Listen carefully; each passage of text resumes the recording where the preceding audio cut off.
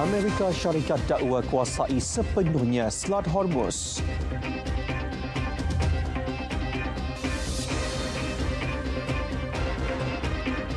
Assalamualaikum, salam Malaysia Madani Dunia 10.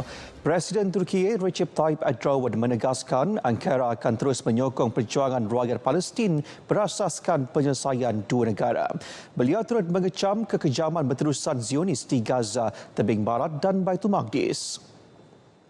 Dunia 10 berakhir di sini. Kami tinggalkan anda dengan visual fenomena gerhana matahari penuh yang dirakam NASA. Jutaan penduduk di Eropah menyaksikan detik itu yang menjadi gerhana penuh pertama kelihatan di benua itu sejak 1999.